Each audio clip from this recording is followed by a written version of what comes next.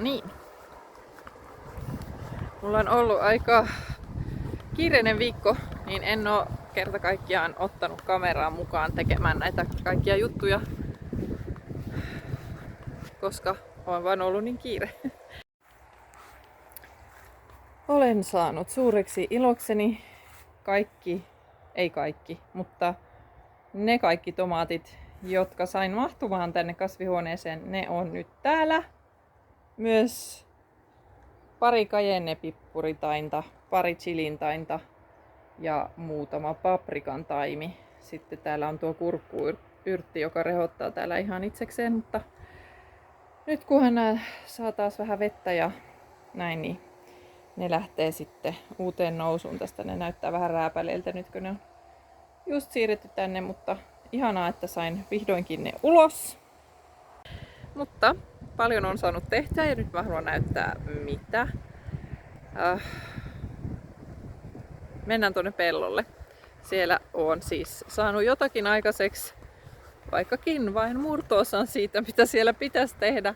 Mutta eiköhän se tästä pikkuhiljaa, kun saa huomenna ehdin varmaan jotain taas tekemään, niin nythän on siis aivan fantastinen keli. Hei, pitääpäs näyttää muuten yksi juttu ensin. Joo, meillähän tuli tipuja. Ne on nyt muuttanut ulos, kun on...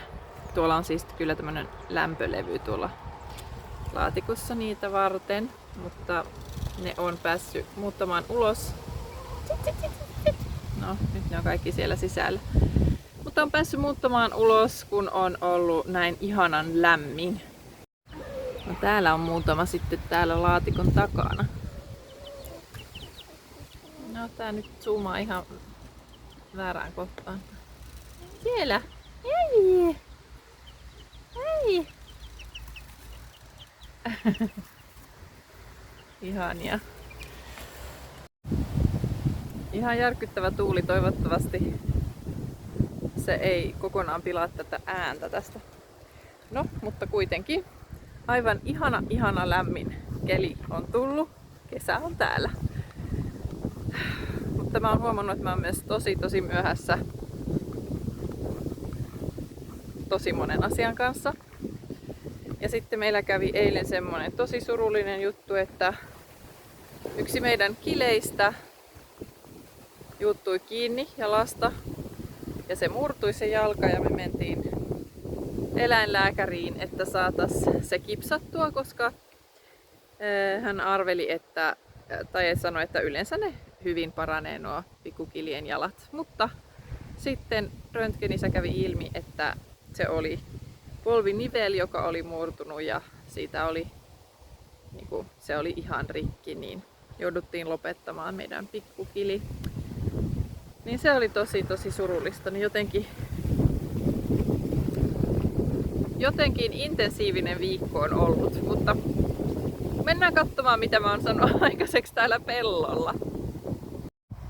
No niin, täällä on siis aika paljon heinää edelleen, mutta tässä mä oon saanut laitettua ulos mun kaikki sellerit tänne.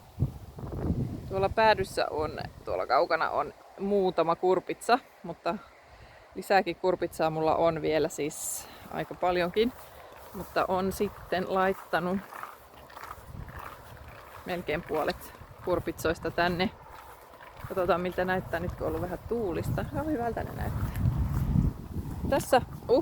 Tässä tämän oljen alla, tässä on aika reilu olkikerros, niin tässä on nyt perunaa. Voisin jonkun kaivaa sieltä esiin ja näyttää. Tässä on nyt lapsetkin ollut tekemässä reippaasti, mutta täällä on siis ihan vaan multaa näin. Sitten on perunat tossa vaan pinnassa. Me ollaan kyllä haravoitu tää pinta niin, että se on vähän semmonen, että ne saa sitten otteen tosta maasta. Sitten olkia päälle. Ja sitten kun perunan varret sieltä nousee, niin sitten lisätään näitä olkia. Ja tässä on niinku 1, 2, 3, 4 riviä perunaa. Ja tää on semmonen Root Stout Method. Eli Root Stout niminen rouva, joka tätä ensin teki, eli laittaa vaan olkia perunoiden päälle, niin sitten kun ne ilmeisesti, mitä nyt on monet eri testannut, niin ne kasvaa tosi hyvin siinä. Ja tämähän on meille, me ajateltiin, että tämä on hyvä testata tässä, koska tässä on niin savinen maa, että se on vähän raskas noille perunoille, mutta sitten nyt kun pistetään olkia päälle, niin perunat saa kasvaa siellä. Ja nämä oljethan siis nousee sitten, kun perunat kasvaa, niin se on niinku se idea, että ne ei tule sit vihreäksi siellä alla. Mutta laitetaan siis vielä lisää olkia sitten myöhemmin päälle. Ja tässä on nyt tämän vuoden tämmönen kurpitsareuna rivi. Niitä oli tässä muistaakseni 16. Mulla on 4 jokaista niinku eri lajiketta tässä, mutta nämä kaikkihan ei mahtunut tähän. Jos muistat, niin mä laitoin 36 kurpitsaa. Siellä on ihan muutama, joka ei ole noussut. Mutta siis, että mulla on vielä yhtä paljon jäljellä kuin mitä on jo tässä. Sittenhän mä viime vuonna laitettiin 200 keräkaalia. Ja se oli kyllä siis ihanaa. Meillä on vieläkin keräkaalia, mutta nyt ne alkaa olla vähän huonossa kunnossa, että pitäisi käydä läpi mitä on jäljellä tuolla maakellarissa ja sitten siis tää tuuli. No, mutta sitten käydä läpi ne sieltä maakellarista ja katsoo, että mitkä vielä on hyviä ja mitkä menee sitten vaan suoraan eläimille. Mutta mä oon laittanut tähän mennessä 45 keräkaalta tänne ulos ja mulla on niitä saman verran vielä sisällä, mutta pitäisi vaan ehtiä tänne tekemään hommia. Eli tässä on mun keräkaaleja. Tää muovi on nyt siis, mä oon vaan vetänyt tällä ihanalla laitteella, joka on varmaan samanikäinen kuin minä. Niin tuossa näkee, että mä oon vetänyt muutaman kierroksen sitä, että saa ensin mä oon trimmerillä vetänyt tätä heinää poikki ja sitten oon vetänyt tuolla kääntänyt tätä maata ja sitten vetänyt muovit päälle ja sitten istuttanut näitä kaaleja. Viime vuonna mulla oli 2 näin. Se meni tämmöisenä niinku siksakkina näin. Mutta nyt mä laitan vain 1 näin, koska mä ajattelin, että sit niillä on hyvin tilaa ja nyt kun niinku käytävää on aika laihasti tossa, niin sit ne ei tuu niinku liian leveäksi myöskään.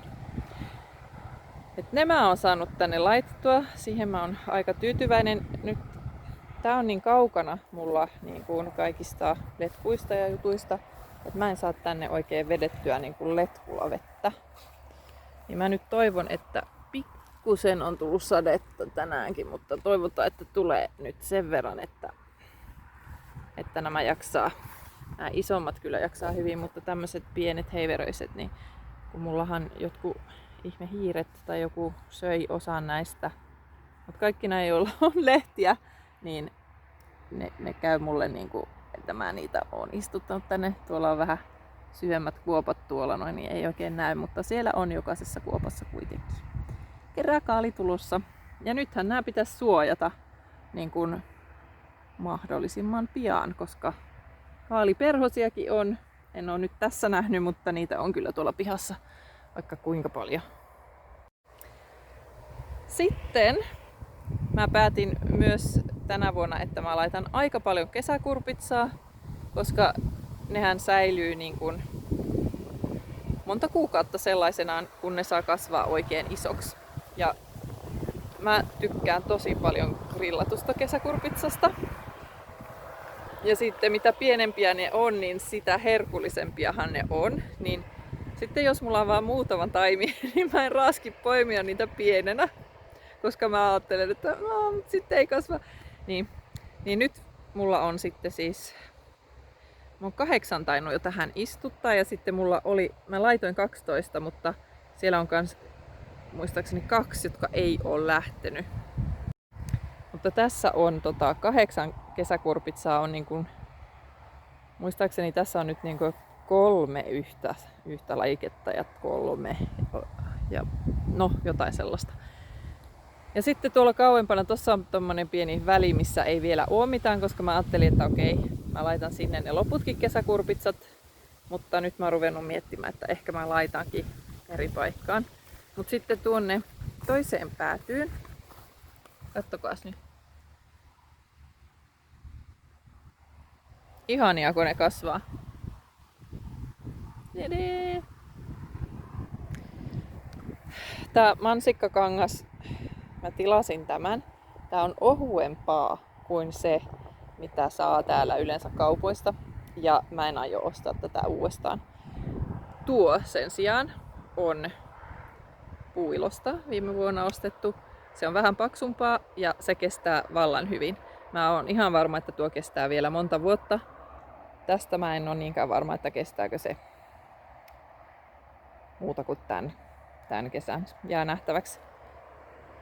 Mutta me päädyttiin siihen, että laitetaan muovia, koska tää ruohon, myös rikkaruohoksi voisi tässä yhteydessä sanoa, määrä on niin järkyttävä, kun ei meillä ole, kun ei halua vetää täällä niin traktorilla menemään, niin se on melkein pakko, että saa niin tapettua pikkuhiljaa pois nämä ruohot. Tossa missä nuo perunat on, niin siinähän ei ollut mitään nyt, kun tuo samainen muovi oli siinä viime vuonna, missä kurpitsat oli. Niin nyt kun kurpitsat saa sitten peittää tuon kokonaan ja tuo niin kuin maa saa olla peitettynä koko tämän sesongin, niin ensi keväänä kun sen ottaa pois, niin tuokin on ihan sileetä. Toki sitten varmaan tässä missä perunat on, niin on vähän rikkaruohoja tullut takaisin, mutta ei niin paljon kuin tässä. Eikä niin paljon kuin tuolla. Oho! Joo, mutta mihin mä olin menossa? Tänne päätyyn. Tässä on nyt samaa perhettä kuin kurpitsat ja kesäkurpitsat, eli kurkkuja. Nuo nyt tuli samasta purkista nuo kaksi, niin. Ja samaten tässä, mutta muuten mä oon pistänyt niin kuin yhden ruukun per reikä. Sitten aika monessa oli kuitenkin kaksi, mutta mä pistin ne tosi pienenä tänne, koska näähän kasvaa tosi nopeasti. Ja mulla oli vaan semmoset tosi pienet, mitä ne on, 4 sentin tällaiset ruukut, mihin mä kylvin nämä. Et mä vaan ootin, että ne nousee sieltä ja sitten pistin tänne ulos. Niin tässä on nyt 1, 2, 3, 4, 5, 6, 7, 8, 9, 10, 11, 12 kurkkua. Joten nyt saa kyllä syödä kurkkua ainakin sitten niin paljon kuin jaksaa. Mun toivehan on, että mulla tulisi pikkasen yli aina, että mä voisin antaa vanhemmille ja appivanhemmille ja sitten, että jos mä innostun lähteen torille myymään, niin mulla olisi jotain myytävää siellä. Se on jotenkin ihanaa. Mä viime syksynä kävin ensimmäistä kertaa tässä, meillä ei ole toria tässä kylällä, mutta meillä oli tämmöiset syysmyyjäiset, niin kävin siellä myymässä vähän vihanneksia ja eihän siinä rikastu, mutta se on tosi ihanaa tavata paikallisia, vähän jutella ja kertoa, että hei, mä nyt viljelen tällaista. Jotkut innostuu, toista ei, mutta minä innostun. Mutta sitten näytän vielä pari juttua. Tässä näin. Ehkä näyttää tutulta, jos on katsonut aikaisempia videoita. Me levitettiin nämä muovit, valitettavasti siis ei ole tarpeeksi muovia. Mutta tää on semmonen raniplastin tällainen iso, millä vähän isommat maanviljelijät peittää sitten, kun niillä on sitä heinää, mitä ne säilöö sillä AIV-hapolla. Niin, olen peittänyt tässä oli viime vuonna perunamaa, niin kuin tuonne asti meni. Ja sitten me peitettiin tuo osa tuolta, niin peitettiin tuolla muovilla, mikä on nyt tossa. Nyt on tuuli vähän vienyt sitä, mutta mä oon siirtänyt sen muovin siis tonne päin. Sitten mä oon vähän tosta haravoinut. Mennään vähän sinne päin, niin näkee paremmin. Että siellä kyllä on paljon siis juolavehnää. Se on kyllä niin mahdoton, että vaikka kuinka on ollut muovi siinä niin kuin viime syksystä asti. Eli perunat sai kasvaa rauhassa. Sitten kun oli perunat korjattu, niin me laitettiin. Niin tässähän näkee, että tosi paljon juolavehnää.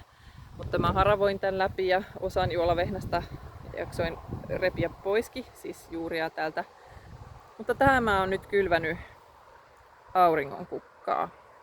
Mulla ei ollut hirveästi siemeniä, niin mä toivon, että täältä nyt kuitenkin tulee sellainen hyvä kasvusto auringonkukkaa. Täällä on kyllä myös linnut käynyt, sitten on näkynyt kaukaa, että linnut on täällä herkuttelemassa, niin toivotaan, että ne ei ole niitä kaikkia syönyt. Mutta jos tähän nyt tulee auringonkukkaniitty, niin se olisi ihanaa, koska nehän on mehiläisiä varten. Viime vuonna me saatiin tosi vähän kypsiä auringonkukan siemeniä. Mutta se ei haittaa. Olisi kiva, jos sais paljon siemeniä kypsiä, koska mun mielestä niitä on ihan kiva pureskella aina joskus ja paahtaa. Mutta sitten just kanoille ja vuohillehan ne olisi tosi kivoja. Tää tuuli! Mutta mä saan ainakin niistä hunajaa, jos ei muuta, niin se on niinku win-win-win. Ja sitten vuohethan mielellään syö ne siis lehdet ja niinku itse sen koko kasvin. Niin viime vuonnakin vietiin niille sitten reippaasti niitä auringonkukkia, siis niitä koko kasveja. Et se on ihan, niin, ei voi hävitä jotenkin siitä, mitä tahansa kylvää, niin aina joku voi sen syödä. Sitten on viimeinen peikki. Tuonne mä oon laittanut mansikoita, mitkä mä ostin jo viime vuonna, että ne on vähän rääpäleitä, mutta eiköhän ne siitä lähe. Ja sitten, mulla on siellä muutama reikä vielä tyhjänä, että mulla on taimia tuolla vielä, mitkä mä löysin myöhemmin. Niille on valmiit reijät. Mut sitten tähän päätyyn mä oon nyt laittanut nämä bataatit. Vihdoinkin mä sain ne ulos. Ja nyt mä en edes oo peittänyt tätä niin kuin millään harsolla, kun nyt on siis luvattu ihan tästä 2-3 aivan siis huippukelit. Ja sitten pikkasen sadetta tulee ja öisinkään ei mene alle 12-13 astetta, niin mä oon ajatellut, että mä saan laittaa näille sit harson päälle, kun mä ehdin joskus myöhemmin. Mutta siis mä oon laittanut tähän samaan penkkiin, missä mulla on nyt nuo mansikat. Niin mun ajatus on, että sitten kun mä nää korjaan, niin mä leikkaan ensin nämä taimet, niin kuin leikkaan tästä poikki nämä lehdet kaikista. Ja sitten mä irrotan ton muovin ja sitten vedetään ne juurakot sieltä ja toivotaan, että meillä on siellä joku juurakko. Kunnon mukulat. Niin katsotaan nyt sitten. Tähän kanssa leviää, niin kuin se on oikein kaunis kasvi itse asiassa. Ja näitä lehtiäkin voi syödä. Niin ne menee sitten varmaan syksyllä myös eläimille nämä lehdet, koska mun mielestä ne nyt ei ole hirveän herkullisia, mutta ne on tosi kauniita jotenkin. Ne on tosi reheviä ja kauniita kasveja, mä en tykkää. Tässä näkee, että nuo mitkä on tuolla päässä, niin ne on ehtinyt niin kuin saada olla mullassa. Et mä oon pistänyt nämä ruukkuihin. Mutta sitten tässä alkaa olla näitä, jotka mä oon nyt vaan ottanut suoraan siitä lasista, missä ne oli saanut juurtua, niin tuokin on tommonen oikein pieni tuolla. Mä joudun pistämään aika syvälle, koska tässä niinku tämän muovin alla on ensin vaan olkea, aika paksu kerros. Kun mä sillä tavalla rakensin tämän penkin. Niin katsotaan miten nämä lähtee. Nämä on aika pieniä tässä, mutta mä ajattelin, että kun kerran on niitä, niin voi kokeilla. Niin että semmonen viikko mulla on ollut. Mä oon laittanut bataatit. Mä en edes muista enää milloin mä laitoin mansikat. Sitten mä oon siirtänyt tämän muovin tässä ja laittanut tuon muovin on siirtänyt, laittanut tähän auringonkukat, kylvänyt siis. Sitten mä oon tuonne kauas istuttanut 16 purpitsaa, 12 kurkkua, 36 selleriä, 45 kerakaalta ja 8 kesäkurpitsaa. Sanoinko mä ne jo? En tainnut sanoa. Sitten on siirtänyt tiput ulos. Ja sitten valitettavasti kävi niin, kun käytettiin sitten yksi kili-eläinlääkärissä, että se jouduttiin lopettaa, mutta joskus käy näin. Se oli harmi, koska se oli tosi suloinen persoonallisuus ja me oltais haluttu pitää se, kun se oli tyttökili ja ne muut mitä meillä on tänä vuonna on pikkupukkeja, niin ne me tullaan ainakin teurastamaan, siis ihan varmasti, koska sitä varten meillä ne on. Niin, semmonen viikko. Mutta toisaalta tuntuu aika tehokkaalta ja ihanaa, että on saanut jotain tehtyä. Ja mä aion vielä heti huomenna, meillä on tänään nimittäin yhdet, siis meidän nuorimman pojan synttärijuhlat, niin mä aion huomenna heti lähteä sitten kylvämään maissia vuohien talviaitaukseen. Eli me ollaan siirretty vuohet toiseen aitaukseen. Ja sitten se, missä ne yleensä sit saa olla talven, niin se on ihan vapaana. Ja mä keksin, että mä kylvän sinne tänä vuonna maissia, että vaikka siihen ei ehtisi niin kun itse maissia tullakaan, niin sitten kuitenkin sehän on iso ruohokasvi ja sitten vuohet nauttisi ihan hirveästi, kun ne sais niitä syödä. Niin, sen mä aion tehdä huomenna. Ja sitten mä katson, että jaksanko mä vielä sitten täällä kääntää lisää maata ja laittaa vielä lisää penkkejä. Mulla on muovia vielä yhteen penkkiin, mutta sit pitää käydä hakemassa lisää ja nyt mä en kyllä tilaa sitä ohutta, vaan nyt mä haen tuota kaupungista mitä täältä saa kaupasta. Se on vähän kalliimpaa, mutta ei se kallista ole. Niin sitten ei tarvi jatkuvasti olla kitkemässä ihan joka paikasta. Joo. Toivottavasti sullakin on ollut ihana viikko. Ja mä toivon, että jokainen saa kokea tämän, että saa niinku tuntea, että on ollut tehokas niinku ainakin jossain määrin. Jotenkin meni nopeasti ohi tää omenapuiden kukinta. Se on nyt ihan niinku totaalisesti ohi. Mutta syreenit kukkii meillä vielä hetken. Tässä vielä mun viimeiset mansikantaimet, mitkä pitäisi saada laitettua tonne, mutta nyt ei ehdi. Pitää mennä sisälle laittamaan cocktailtikkuihin vesimelonia ynnä muuta. Mutta kyllä ne ainakin kukkii nämä mansikantaimet, vaikka ne on tämmöiset tosi minikokoiset, mutta eiköhän ne siitä kasva sitten. Ensi vuonna varmaan vähän parempi sato kuin tänä vuonna tästä penkistä. Jes. Ihanaa viikkoa. Moikka!